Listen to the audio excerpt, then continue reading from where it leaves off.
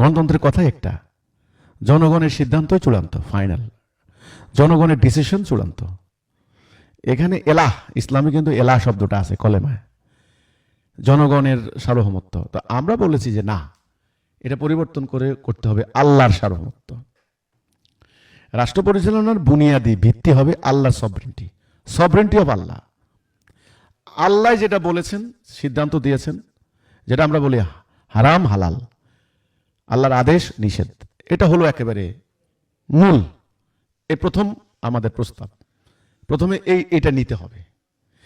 এটার উপরে ভিত্তি করে পরবর্তীতে আইনগুলি রচনা হতে পারে, কি কি আইন, কিন্তু ভিত্তি হবে আল্লাহর হুকুম। তাহলে সভরেন্টি অফ আল্লাহ। আর বর্তমানে সভরেন্টি চলছে মানুষের, এখানে পরিবর্তন করে আল্লাহর সভরেন্টি। এটা হলো আমাদের প্রথম প্রস্তাব। দ্বিতীয় প্রস্তাব, এই যে আমাদের এখানে রাজনৈতিক সংস্কৃতি, বহুদলীয় গণতন্ত্র, এই কথাটা শুনতে ভালো লাগে, যে একটা ডাইভার্সিটি আছে, একটা মাল্টিকালচারাল একটা কথা আছে, বহু সংস্কৃতি, বৈচিত্র্য, বহুদলীয় গণতন্ত্র, যার যেমন খুশি দল করতে পারবে। আপনার ভালো লাগলো, আপনি একটা দল করে ফেললেন।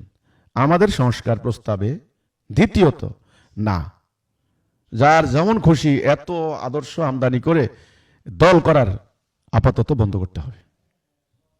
তৃতীয়ত, মানে রাষ্ট্রকে রক্ষা করতে হলে, কারণ অনেক সময় আপনি জানেন যে আপনার শরীরে যদি জরুরি কোনো সমস্যা দেখা দেয়, তাহলে রোগীকে অনিবার্য রূপে, যেমন ডায়াবেটিস রোগীকে একেবারে মিষ্টি নিষিদ্ধ করে দেয় তার বাঁচানোর জন্য। মিষ্টি কি হারাম? ভালো জিনিস, বাচ্চাদের খুব মজার খাবার, সে মিষ্টি খাইতে পারে না, কারণ রোগীর বাঁচানোর জন্য। হ্যাঁ, মনে হচ্ছে যেন রাজনৈতিক দল করা, মত করা, গণতান্ত্রিক অধিকার ভালোই তো, না, জাতি ধ্বংস হয়ে গেছে, আপাতত এটা বন্ধ করতে হবে। তৃতীয়ত, এই যে বিচার বিভাগের নৈরাজ্য, জুডিশিয়াল সিস্টেম যেটা চলছে, 43 লক্ষ মামলা পেন্ডিং আছে, আরো মামলা জমতেছে দিনকে দিন, কমার লক্ষণ নাই। হ্যাঁ, ওনাদের সদিচ্ছার কোনো অভাব নাই।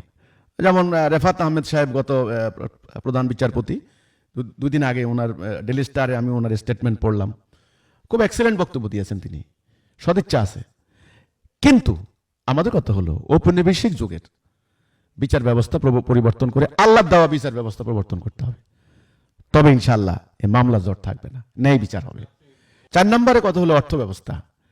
এই যে হাজার হাজার কোটি টাকা বিদেশে পাচার হয়ে যাচ্ছে, মূল্যস্ফীতি হচ্ছে, ব্যাংকের টাকা মেরে দিচ্ছে, কেউ 40,000 কোটি টাকা নিয়ে যাচ্ছে, এস আলম গ্রুপ 80,000 কোটি টাকা, তারপর দশবাড়ির বাবা 40,000 কোটি টাকা। তাহলে এখানে এই যে নৈরাজ্য হচ্ছে, এটা সুদভিত্তিক অর্থনীতির কারণে, ব্যবসায়িক সিন্ডিকেট, দ্রব্যমূল্য নিয়ন্ত্রণ করা যাচ্ছে না। আমাদের প্রস্তাব 4 নম্বর, এই সুদভিত্তিক অর্থনীতি বন্ধ করতে হবে।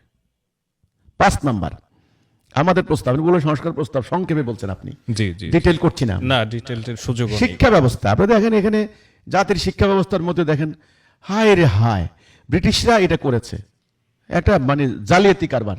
একদিকে সাধারণ শিক্ষা, একদিকে মাদ্রাসা শিক্ষা, মাদ্রাসার মধ্যে ইসলামের বুনিয়াদে কোনো শিক্ষাই দেয় নাই, আরেকদিকে সাধারণ শিক্ষা, সেখানে ইসলামের কোনো শিক্ষাই নাই। তাইলে সাধারণ শিক্ষার মধ্যে দেখেন মাদ্রাসা মানে হলো প্রাইভেট ভার্সিটি, পাবলিক ভার্সিটি, সেখানে আবার দেখেন ইংলিশ মিডিয়াম, বাংলা মিডিয়াম।